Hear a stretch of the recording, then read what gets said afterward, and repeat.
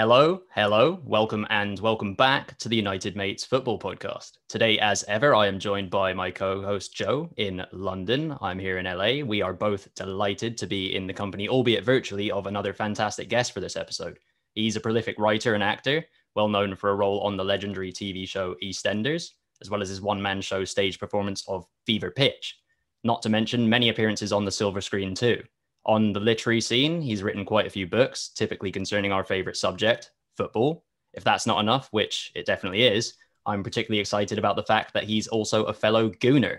We welcome Tom Watt to the United Mates Football Podcast. Tom, it is a pleasure to have you with us. And how are you doing today? Yeah, delighted to be with you. Yeah. Don't call me a Gooner. I'm not a Gooner. I'm an Arsenal supporter, or have been. We'll see about that. But Gooners is a weird thing. You know, back in the day, that meant something very different to how people mean it today. And I never was then, really, and I certainly am not now. Well, I'm learning new things already, and I think we're going to learn a few new things as we go on about Tom, hopefully. But Joe, my co-host, together we are proving that misery certainly does love company. As far as an Arsenal fan and a Spurs fan making a podcast together, things could probably be looking better for both of our clubs at the minute. Even as we speak, Joe, your manager, or ex-manager, I should say, Mourinho has just been sacked. But I suppose, Joe, how are you doing otherwise?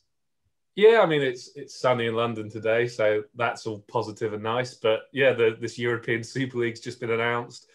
It all feels quite depressing football right now. But, you know, we're going to crack on and hopefully this league just won't happen. But Tom, thanks for joining us today. And when we... That's all right. I tell you, you should keep your chin up, you know, because there's a genuinely great man going to be coaching the team for the cup final. Chris Powell is one of the really, really great people in football. In fact, I sent him a message today to say, blimey, if you're in charge, I might even have to support Spurs this weekend. I just think the world of the bloke compared to the other fella who's on his way. Chris Powell, obviously, long-term is not going to be Spurs' new manager, but he's a great person to have at any football club, a real sort of, I've got to know Chris quite well over the years, particularly well he was at Charlton, both as a player and as a manager, and he is a great man to have around your football club. Certainly, and he's a Spurs fan as well, so I think we'll take... Oh, absolutely. Well, that's why we get on so well, because we just slag each other off all the time. Do you know what I mean? It's absolutely a relationship built on insults. And that will do for me. That's what football is for me. It's my lot against your lot. Exactly. Yeah, Keitel and I know that very well. But on our podcast, we always start with an icebreaker question for our guests. So we've got one for you, Tom. And today's question is, as you've been in productions of Sherlock Holmes, both on TV and in film, what unsolved mystery, serious or trivial, would you like to crack? So an example that I would give would be trying to sort out the Lord Lucan mystery. Did he end up in South Africa? Did he... Yeah. Oh, okay. So what about you, Tom? What mystery would you like to solve that's currently unsolved? I'd really like to know what happened with Mesut Ozil. I'd really like to know, because I think that kind of... There's stuff in there I think that's a kind of spider's web of an inquiry, and I would love to know what actually happened there. God, yeah, what a mystery that is. He's in Turkey these days, isn't he, with Fenerbahce? But Kai, how about you? What unsolved mystery are you going to try and crack? Nothing as kind of serious as either of yours. Mine's definitely a little bit more of a small fry issue, but as a dog owner, I've always wanted to know what the digging is all about when it comes to bedtime. My pup Zeus, who's actually in the room with me, he might make an appearance later, is a very aggressive digger and scratcher of the bed sheets when it's time for him to lie down. I don't know if it's like a equivalent of like a dream catcher situation. He's trying to ward off like bad cat and postmen spirits or something. But as of for now, that remains unsolved, I guess. But moving on to a bit more football chat. And Tom, I read that you grew up within walking distance of the old Highbury. And so beyond Arsenal being your local club, they certainly wouldn't have been the trophy-winning powerhouse that I came to know and love during my childhood under Wenger. So what was it in particular that you loved about the Arsenal of your youth? Where did the romance come from? Well, it's funny you say, apart from it being my local club. Now, that's pretty much it. It was my local club. I grew up 20 minutes from Highbury, 20 minutes from the Emirates, in fact. In fact, that was the single best thing about the building of Emirates Stadium was the fact that nobody had to change anything else. You know, they had to go to a new ground, but didn't have to change anything else because the two places are next door to each other. And then I was lucky, I guess, because I started watching probably, you know, arguably the worst Arsenal team since the move to Highbury. I mean, I think there were days in Plumstead that were pretty grim, but despite what my son says, I wasn't around for those. But definitely the mid-60s was, you know, but I only, unlike the people I was standing next to, the old geezers who I was standing next to, who were grumbling about it's now 17 years, it's now 18 years since we won anything. I only had to wait kind of 3 or 4 years. And suddenly, you know, I started watching in the mid-60s. And by the end of the 60s, you know, we were winning European competitions. We were doing the double. And kind of, you sort of spent the rest of your footballing life really thinking, I'm really glad I grew up around the corner from this stadium rather than any other. So I had a really, really good kind of shot of it. So it was the local thing was what mattered. The dads and lads thing was what mattered. And that's significant now because I have that going on with my son now. In fact, when it comes to Premier League football, that's about all I've got going on. Do you know what I mean? If it wasn't for the dads and lads thing, I probably wouldn't bother at all now. But, you know, it was local. Me and my dad, my dad was a school teacher. So he was busy during the day, busy in the evenings. But Saturday afternoon, we'd walk down the Arsenal and spend countless afternoons in each other's company. Do you know what I mean? So that was a big deal. And then 4 or 5 years later, suddenly we're the kind of, you know, we're the team. We're the team. You know, when I started watching, obviously the other lot down the road had done the double in 61 and then won the cup the following season and, you know, won the Fairs Cup. And we were kind of the saps from down the road. And then suddenly all that turned on its head 10 years later. And basically it's been that way ever since. Long may it continue. Oh dear, if only I'd been around back then, I'm sure I would have enjoyed it more.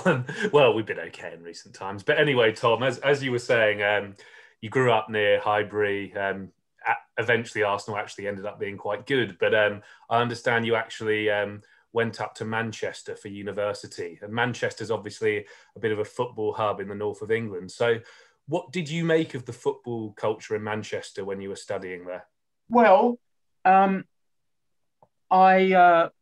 when I went to football in Manchester, I went to City because it was closer. It was nearby. Funny enough, when I went for my interview, you know, the interview for to go to Manchester University, funny enough, as it happened that same weekend, Arsenal were away to Man United. So, of course, I went to the game. But no, I used to hitchhike from Manchester to London every 2 weeks for every home game.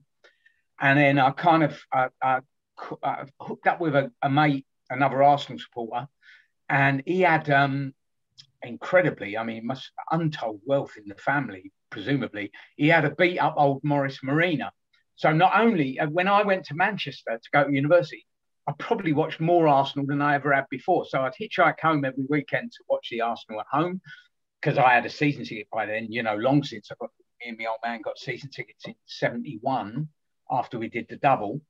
And then me and Pete, we'd jump in his marina and every away game north of Birmingham, we'd go to. So, you know, the football culture in Manchester, I don't know, really. I mean, you know, I went to City every now and again, which was a very strange place in those days. I mean, that was just basically the Kipbacks was just kind of, it was sort of there to watch football and it was sort of there just to do drug dealing, really. I mean, there's so many people out absolutely off their trolleys there that you'd have this weird delay at City. After any incident in the game, there'd be a kind of delay before a reaction because so many people on the Kipbacks were so out of it. So it was that, you know, that was I could walk to Rusholme and walk to Main Road.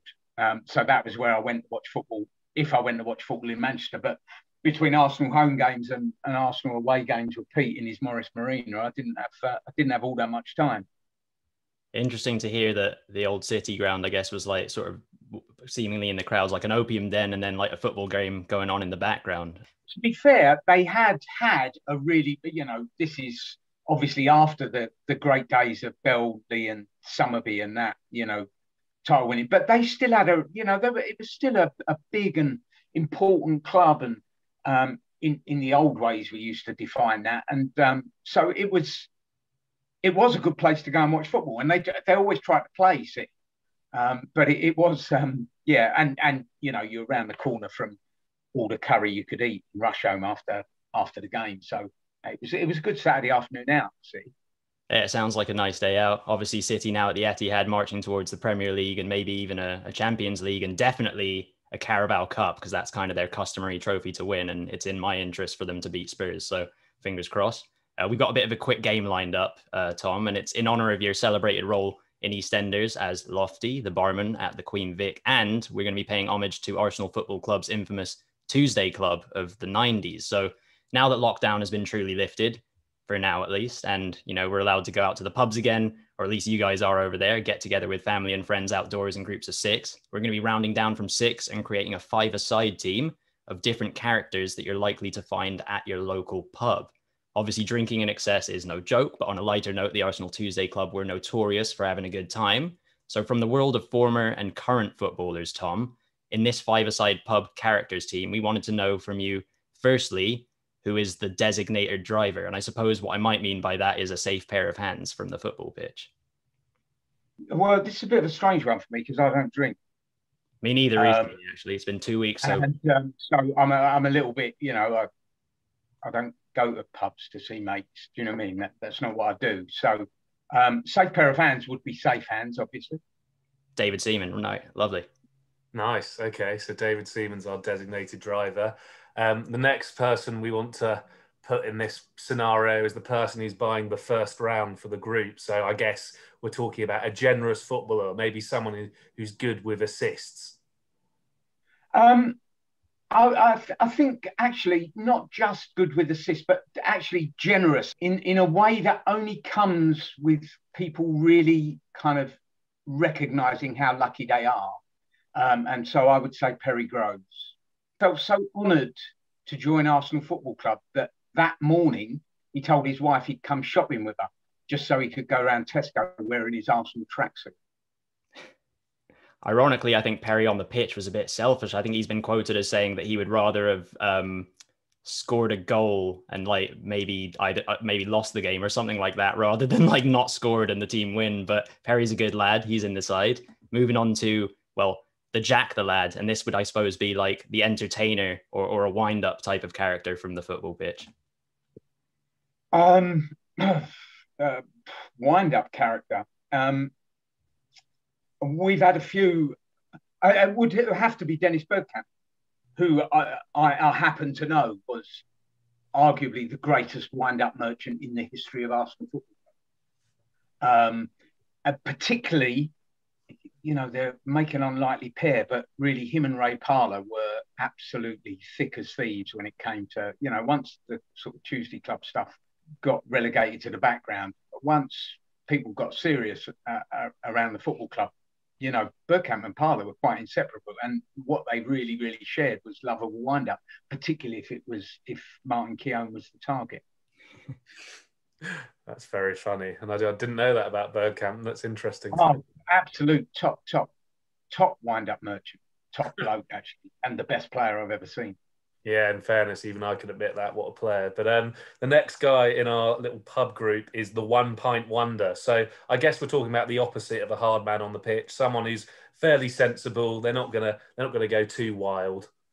I think you could go Anders Limpar, actually. Sorry, this is not really a one for the kids, this, because obviously I'm going back all the time. But Anders was kind of there was a fantastic in 1991. There was a fantastic fight at Old Trafford, which involved 20 players. The only two missing were David Seaman, probably because he couldn't get there. He was, too far away. And Anders Limpar, who was actually the guy who had started the fight. So he kind of started the fight and then withdrew and let everybody else get on with it. And that was, you know, you can stick your 2 points up your arse. And that season of the almost invincibles, Arsenal were docked 2 points in the wake of that, and went on to win the league by several, losing only one game along the way. And Anders was sensational that season. And like I say, he was one to, yeah, and he was very other, Anders. You know, he was other in the sense that he was 2-footed, which was something as rare as rocking off shit in English football at the time. Actually, it's still as rare as rocking off shit.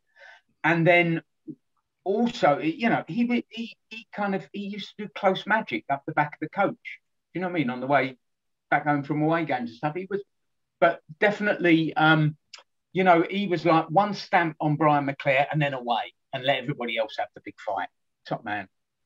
Yeah, and he was sort of delicate on and off the ball, I suppose. I remember him, well, not from my lifetime, but the footage of, I think, lobbing the keeper from the halfway line. He scored some brilliant goals, Anders Limpar.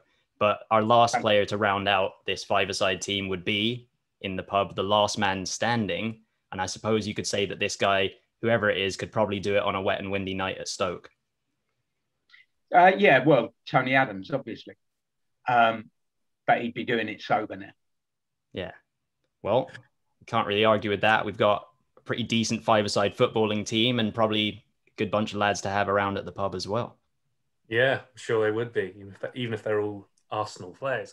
But, Tom, aside from your work as an actor, you have authored many books, and in particular one that we want to focus on is one that you were the ghostwriter for, and it was David Beckham's autobiography, My Side.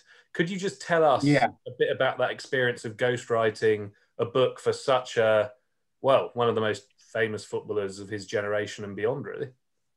Yeah, I mean, that was quite a long time ago in that, you know, David had a very kind of illustrious career after that book happened. That was published in 2003, I think, and then a paperback in 2004.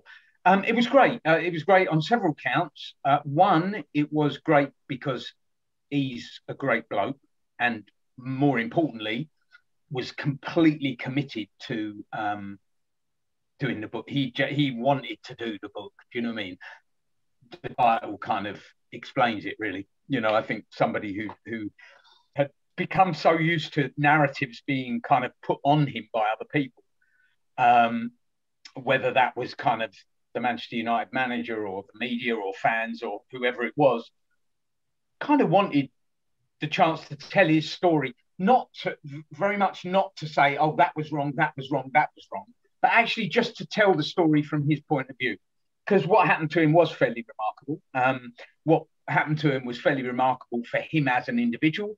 He was also part of a fairly remarkable team, had some fairly remarkable experiences with England. And then during the year that we were working on the book together, when we started work, the idea was that the book would be published after David had signed the contract that would keep him at Manchester United for life.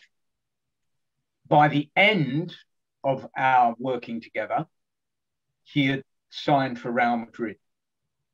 So to be that close, that big a story, and to kind of follow it unfolding was really, really kind of very, very interesting. Because you did feel like you were kind of inside something rather than outside looking in. And it was also a great story to tell and to help him tell. You know, it really was a good story, not least the story of his relationship with Alex Ferguson, which I think was, you know, if I had to say there's one real kind of heartbeat of the book, it is that relationship. And unlike his former manager, David has never been a person to hold grudges. So that he tells that story and tells it very kind of honestly and tells it very, this is what happened. But, you know, I think most of us, if we end up falling out with someone, then we kind of, we change the history. when we think back, we think about how it is now, and that kind of colours everything that goes before. David, although by the end, because the single most important reason why he left Manchester United was because of the breakdown in his relationship with his manager.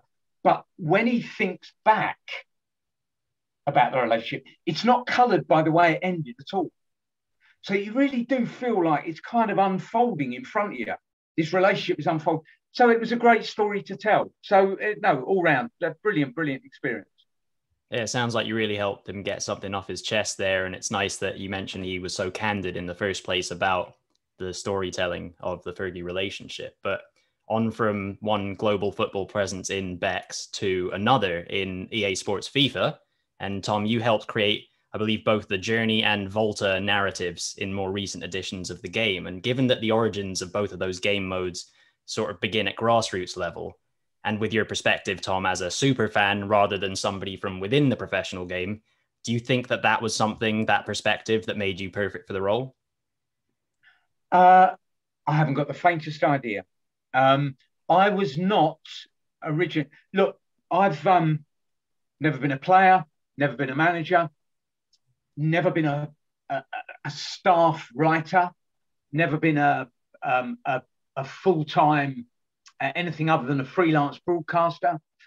So I'm not an expert in the way that people who do those jobs have never been a director, never been an owner, never, however, I've touched on an awful lot of things, and I can only assume that was what EA Sports saw. They thought, this guy isn't like in one place. He's got a general idea of how the whole thing hangs together. They did not hire me to help write narrative, though. They hired me basically to check narrative for credibility. This was the first episode of The Journey. I was initially approached and asked to help. Really, the guys, two guys in particular, had already kind of put the story mode together, and basically they just came to me and said, can you just check that this is all actually what would happen? Can you just check that this dialogue actually sounds like how people would talk? Because that's another thing. Obviously, I'm an actor. You know what I mean? So I know how lines read. So that's how it started, really. And then fairly quickly, I got on really well with the guys, and I loved what they were trying to do. And they are both very they're both very talented and very credible people. So what happened was it went from checking for credibility to helping to develop narrative. So quite quickly on the first episode, and then from the start with the second and third episodes of The Journey, and then the couple of episodes of Volta, then I did become involved at an earlier stage in the process. Only to help, do you know what I mean? But and now there's a lot of text on on-screen text in, I think it's in manager mode, and a lot of that had just been kind of left. It was sort of a bit vintage, really. So more recently, I've been helping just kind of edit and rewrite a lot of that, which was just the perfect lockdown job, really. I did. I think I rewrote about 250,000 words last year. So that's the involvement, really. Well, as someone who's taken Alex Hunter from his childhood all the way through all of the journey modes personally, I can confirm that it checks out, and that you and the guys on that team did a good job on the journey. Well, it's interesting. It's interesting that you say that you went on that journey, because that was really the success of the journey. When it comes to numbers, I don't know. I think the average completion on a story mode in a computer game is about 11 or 12%, and the journey was hitting like 35% completion rate, which was, which meant people were sticking with it. And you always think, and that's why the guys knew they wanted to kind of just be double sure on credibility. and reality, because of course where people drop out, well, one, they drop out if it's boring, but two, they drop out where there's cracks, where there's kind of, nah, that's not the real thing. Do you know what I mean? And so kind of, I think the initial idea was to make sure that those cracks didn't appear. No, it's a brilliant feature. And I mean, no slight on Volta or anything like that, but, you know, I'd like to see the journey come back in one way, shape or form. But generally speaking, and sort of more recently with the rise of fan TV culture, there's a bit of a divide, I think people could say, between pundits from within the game, such as ex-pros, versus fans like yourself voicing their opinions. And so, again, Tom, as a football fan, first and foremost, do you have a preference when it comes to consuming that, when it comes to hearing the thoughts of other fans compared to players? Or do you even tend to respect one opinion more than the other? Not really. Look, to be honest, modern football, I don't know if you'll get what I mean, but modern football is a mile wide and 1 inch deep. And to be honest, I'm bored with the narratives. I'm bored with the opinions, you know, but that's just me because I'm an old geezer. Do you know what I mean? I just feel like, you know, say my club, what does anybody know about my club? Whose opinion and what, you know, off the back of a newspaper or, you know, off the radio or the television or off YouTube or what? Why would I mean, I know what I see. I know what I see. I've watched football a long time. I know what I'm seeing. And the narratives that interest me increasingly do not exist anymore in the Premier League because there's a kind of homogeneity that comes with homogeneity of ownership and business models and, you know, even playing style these days. It's so what I like. So I go and watch. I live outside London now. I live down in the Cotswolds and have done for a long time. And obviously, I've still got my Arsenal season ticket, go to games, blah blah blah, all that. But increasingly, I go to watch my local club, which is where I started. Cheltenham Town are my local club. They're currently second in League Two. I can go down there 10 minutes before the game kicks off, pay on the turnstile, and go and stand behind the goal and celebrate or moan along with everybody else, which is kind of much closer to my experience of when I started watching Arsenal than watching Arsenal now is. And the real thing with that is Arsenal is this kind of, along with the Premier League, this kind of global thing. Like I say, it's a mile wide and 1 inch deep. Now, Cheltenham Town, there's only 3,500 people on God's earth who give a toss about Cheltenham Town. And they're the 3,500 people who go every week. So I'm interested in their views. I'm interested in their opinions because they go and they watch. They pay their money and they watch. They watch the game live. And they go week in, week out. In fact, 300 or 400 of them are mad enough to even go to away games. In fact, I've been known recently to go to away games. Now, that is a conversation I'll have all day long. Most conversations about Premier League football, I have no interest in having. It's like, so what? So what? I'm not interested in your point of view. You're probably not interested in mine. Cheltenham Town, on the other hand, I have a fella comes to fix the boiler here at my house. Whenever there's something wrong with it, we have to spend an hour talking about Cheltenham Town before he gets on with any work, because he's another one of the 3,500.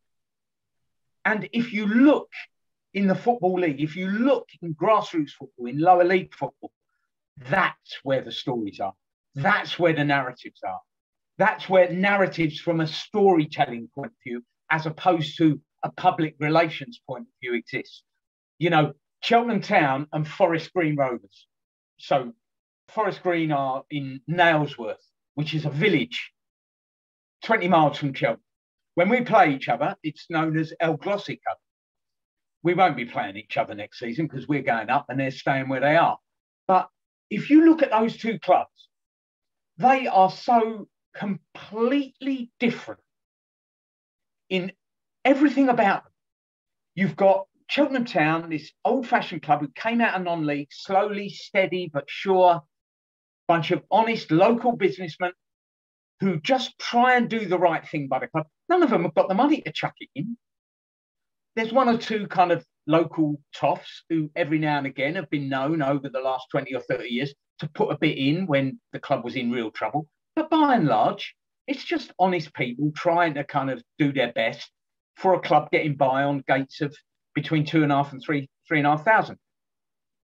Forest Green Rovers, on the other hand, are run by a guy who's made millions out of green energy and has created the world's most sustainable football club.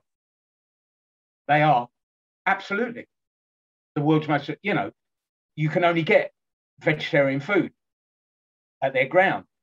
Their shirts are made from recycled material. Do you know what I mean? They may well be about to appoint the first female manager in the history of English football. So they're completely different. And those are two stories I get. Do you know what I mean? The guy who's managing Cheltenham Town now is the guy who scored the winning goal that 25, 30 years ago got them into the Football League for the very first time. And until recently was their record ever transfer when they sold him to Burnley for £30,000. He spent 15 years, he played for Burnley in all 4 divisions, and he's now back managing his hometown club. Now that's a story. That's a story. The stuff about the Premier League, who cares? Really, who cares? It's just wealthy businessmen and oligarchs and the PR spin that comes in their wake to try and make what they're doing interesting and to create a narrative for people to follow in what is basically now a television event, not a live event. So why would I listen to anybody? I'm not because I'm not interested in them. I'm not interested in what they're talking about. Do you know what I mean? I'm still just about interested in what happens on the pitch when Arsenal play. Okay. One, because I watch it with my boy and we have a conversation about what's going on. We talk about every decision. We talk about who's playing well, who's not playing well, who we get rid of, what are you going to do about this? What we have that conversation. I have to tell you, I watch now Arsenal games with the sound off because the only person whose opinion I'm interested in is my son's. I don't need 2 geezers chuntering on about a football club that I've watched for 55 years telling me what's going on. Why would I need that? Repeating endlessly the accepted narrative about what's going on. I'm not interested. I'm just not interested. I'm interested in my relationship with my son. So me and him will have a chat. Do you know what I mean? He's a referee, as it happens. So we have plenty to say. I'm finally starting just about to win the argument about VAR with him. Just about.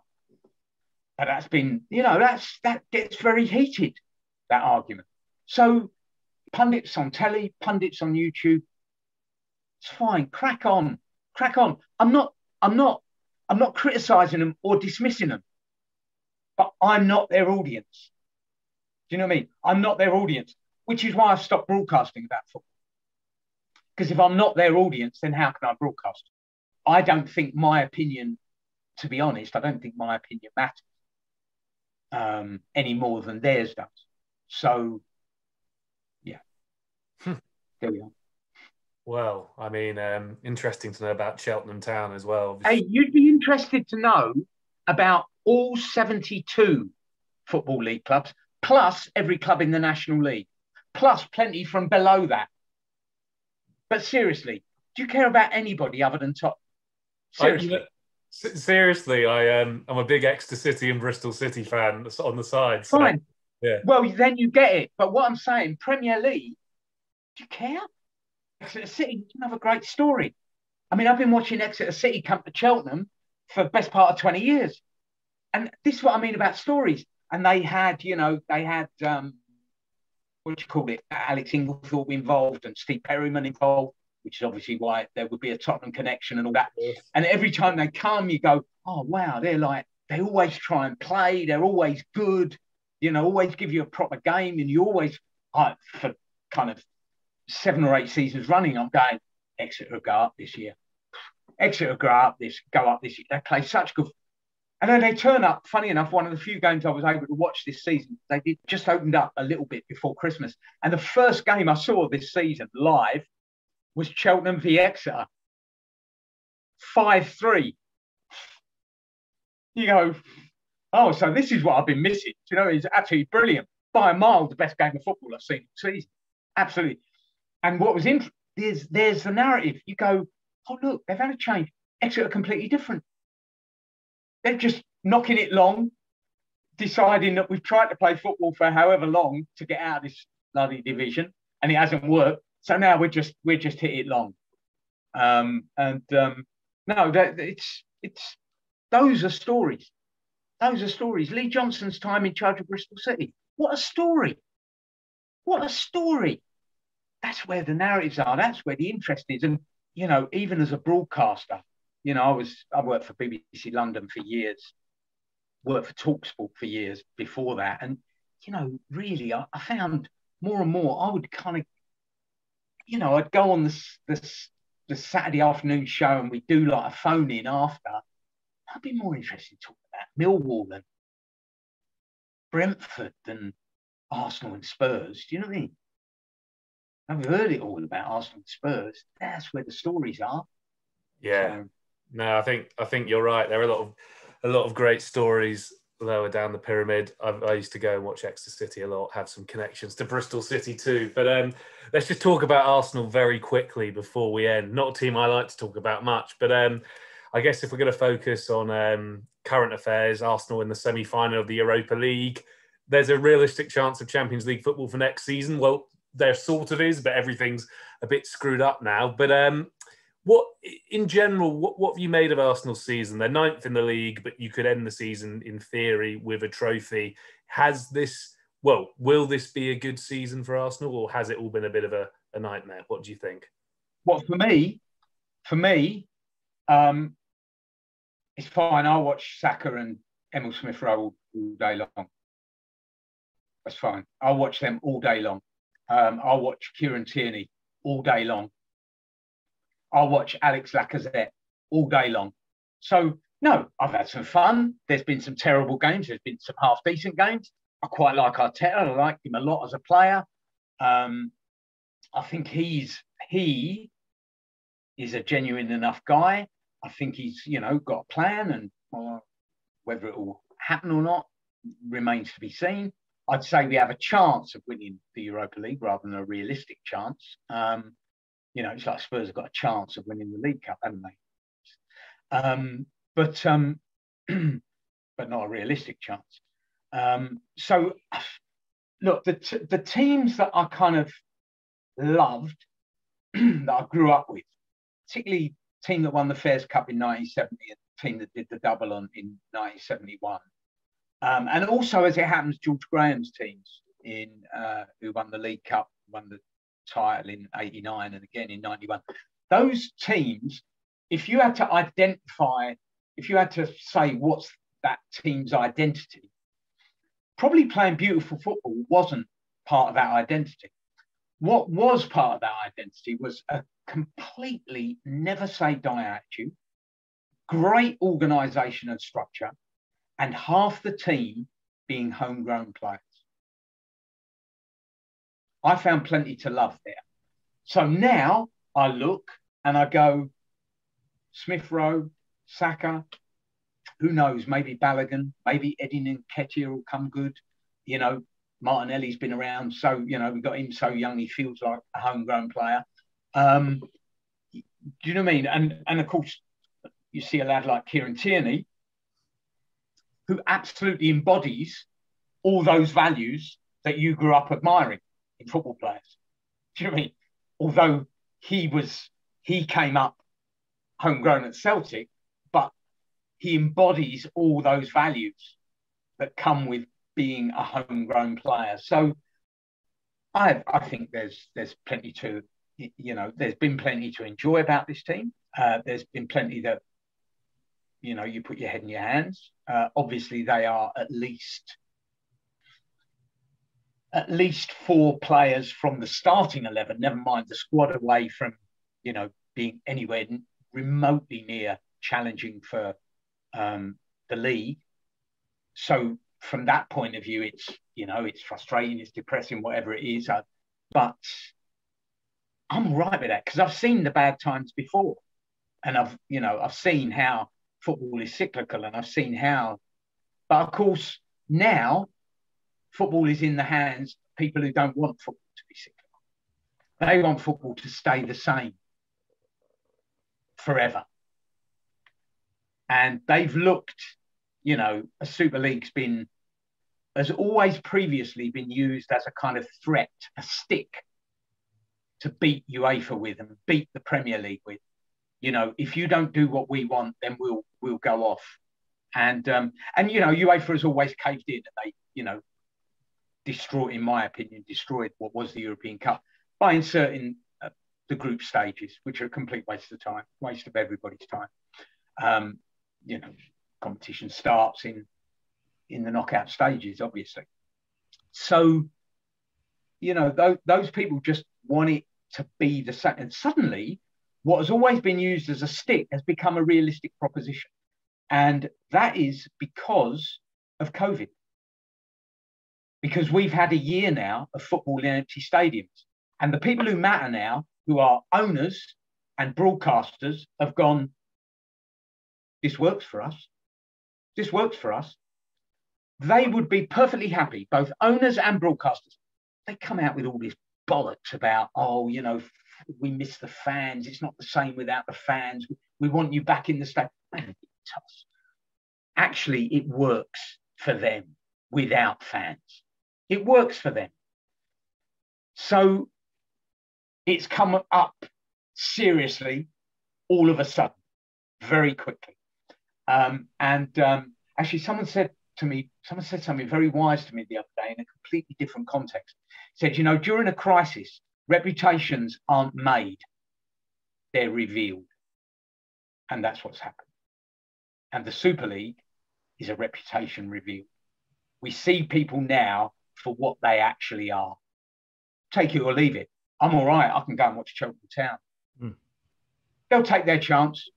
Modern football doesn't want people like me. Do you know what I mean? Modern top flight football, we're what they call legacy fans. What they're concerned about is future fans, who are the people who follow players more than they follow clubs, people whose engagement is online or exclusively via TV. And by and large, the vast majority of them are outside the territory in which the particular club plays. So they're taking the gamble on them. We'll see if it works, won't we? Like I say, I'll just go and watch Cheltenham Town. That's fine. And maybe there'll be enough people that go, do you know, I've had it with that. But you never know. We might end up with average gates of 6,000 at Whaddon Road instead of 3,500. Well, we'll probably end up with average gates of 4,500 or 5 next season when we're playing in League One. But do you know what I mean? There's every chance that people will, I'm sure I'm not the only one, sort of fallen out with what modern football is and gone to find something that reminds me of what football was. Because it's no use me arguing, you know, it's no use me complaining. I'm not going to sit here and go, oh, it's not like it used to be. It should go back to what it was before. That's like arguing about VAR. VAR on field is the absolute on-field equivalent of what's happening in terms of football's infrastructure. The moment you decide that football matches are going to be decided not in the stadium, not on the pitch, football matches are going to be decided in a small room, often hundreds of miles away from where the game is taking place. That's where games of football are now being decided. That works for TV. Anybody who goes to a game, it doesn't work at all. In fact, I give it 2-3 years of watching that, and people will go, it's not for me, because it's rubbish. It takes the most thrilling moment, the moment that is like no other feeling you can get anywhere, which is why we go and watch football, part of why we go and watch football anyway, has now been taken away. You cannot celebrate a goal. You take yesterday's game, Arsenal versus Fulham. I mean, it's ironic, really, Scott Parker making a fuss about Arsenal's equaliser. Arsenal scored in the first half. Ceballos scores with a header. Okay. There was not one person in that stadium on Sunday afternoon who thought that goal shouldn't be allowed.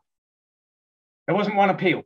All 22 players on the pitch, plus the entire coaching staffs of both sides, plus the match officials, went, Arsenal scored.